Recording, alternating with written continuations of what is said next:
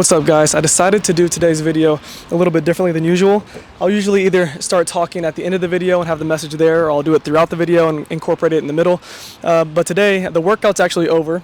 I am doing the message now, but I'm going to put it at the beginning of the video just because I think today's message is short and it's pretty important. I found this new verse that is probably my favorite now. I saw it on TikTok the other day. It's Proverbs 20:24. It says, "A person's steps are directed by the Lord. How can anyone understand their own way?" And I think that's just a super, super powerful message because we all crave understanding so much, including myself. I crave, like, with anything. If somebody says anything that doesn't make perfect sense to me, I get aggravated, I get agitated, and I'm just like, I don't understand what you're saying. I don't know where you're coming from. And I fail to see the perspective of I'm not supposed to understand how everyone's brain works. In the same sense, I'm not supposed to understand my own path because there's no way I could understand what hasn't happened yet. I'm not, divine. I don't have the power. I don't have the understanding to know what is laid out for me. And if I keep pursuing this certain path, I know what I want to happen. But just because it doesn't happen how I want it to play out doesn't mean that it's not what was meant for me. It doesn't mean that's not what was best for me. So I just wanted to say that verse because I really, really like it. And I want to tell you guys that if you have, something that has came up in your life here recently that seems like a really tough hardship or a really big obstacle to come over, and it doesn't make sense at all, and you don't understand why you're going through it, just know that you're not meant to understand why you're going through it. And if you're living life in a way that God would want you to, then He's going to ordain and orchestrate your path in a way that will benefit you. So that's the message for today. Thank you guys so much for watching, or I guess this is kind of the intro, so let's get into it. What's up, guys? So we're just sitting chest and shoulders today. I just got done warming up my shoulders. I went ahead and started with cables, internal and external rotations. I do that before every chest day, just warm up my rotator cuffs, my rear delts, and just get my shoulders feeling good. I've done that ever since I tore my posterior labrum a couple years ago in college playing basketball, and PT, they had me doing those, and ever since then my chest has felt really good. I've already warmed up here, so I'm gonna go ahead and go into my first working set, and as usual, we're gonna try to aim for around 5 to 8 reps.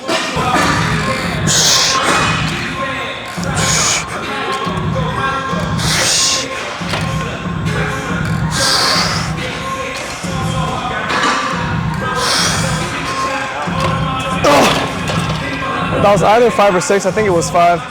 That felt pretty heavy, that was 288, so pretty heavy for this machine, but it felt good. I'm gonna go ahead and do one more working set here, and then I'll most likely go to some form of upper pec movement, not exactly sure what yet, but I'm not gonna record the next working set here, so I'll see you guys at a Smith machine or something.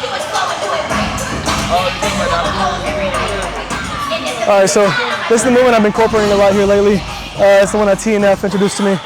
Not personally, but it's where it's the supinated underhand grip chest press, and I have it at this position. I normally do it one click lower, but based off what I've been seeing, he does it a click higher. The reason that I do is because your upper pec is responsible for flexion, which is this portion here, and adduction. So this is going to incorporate mainly flexion. It's going to force you to keep your humerus in this path here, being under grip. So it's hard for me to focus. The music is, first of all, crazy as shit, and then loud as hell. So trying to focus, but yeah, basically keeping the underhand grip here and going for 5 to 8 reps as usual. I'm gonna go ahead and cut it off there and then maybe go to somewhere that's a little bit more quiet. They're blaring music today for some reason, so gonna go to like gym 3 most likely. Oh wait, I was about to walk away, but I gotta do the set. What am I talking about?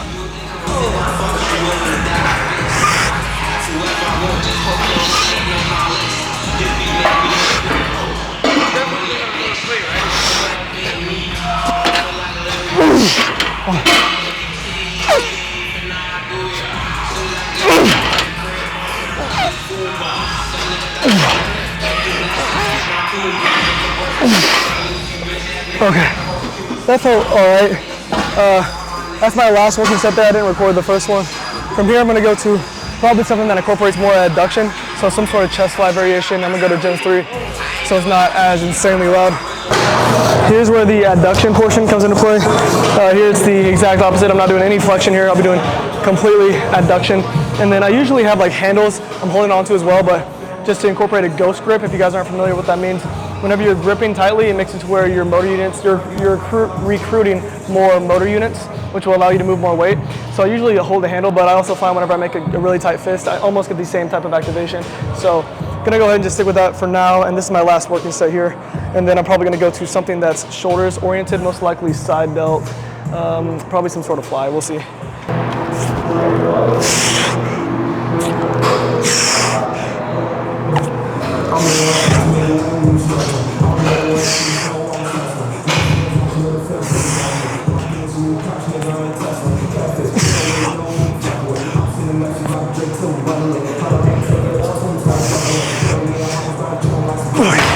I like to do this over a normal pec deck because whenever you're here on a pec deck, a lot of the times whenever you tend to go heavier, you'll start to do this movement where you're doing more of like a round circle at the bottom and you're missing this entire portion of the movement. So whenever I'm here and it's directly laid on my humerus, I'm able to get the entire range of motion throughout the movement. So that's another reason that I really like this machine. I might do another working set, but I'm not gonna record it regardless. We'll see though. Okay, so I went ahead and decided to go to rear delts before side delt. I didn't really decide. I went to side delt first, and I got this weird sharpish pain in my shoulder, and I'm sure I maybe slept on my shoulder funny or just strained myself a little bit. This doesn't seem like a serious injury, but with me dealing with milking my knee right now, I'm gonna go ahead and just be as safe and precautious as I can. I'm gonna go ahead and do rear delts. I've already warmed up completely. Everything feels fine. I might try to do side delt after this and see if maybe warming up a little bit better makes it feel better. If it doesn't, then I'll just go ahead and rest today and then probably do some sauna because my body could use it. So first working set here.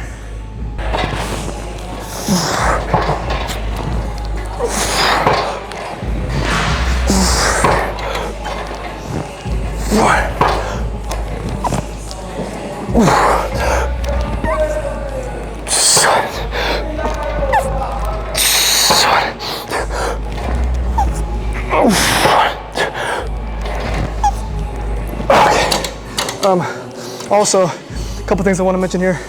A couple of my cues are, I like to have my seat lowered a little bit and have my wrist up here, up above where my shoulder joint is, because a lot of people don't know your rear delt actually wraps upwards around your shoulder. It doesn't go linearly across like your chest muscle fibers do. It wraps upwards, so having yourself at a slight upwards angle like that will incorporate more of your rear delt. And then also, this is one of the only movements that I like to do dead stops at the bottom, which is where I do the movement and then I stop, wait a second and go, just because I feel way more stabilized, and ever since I've dealt with a couple shoulder injuries, it just feels better to me. So for the most part, I wouldn't incorporate dead stops like that, but in this movement, I like to do it.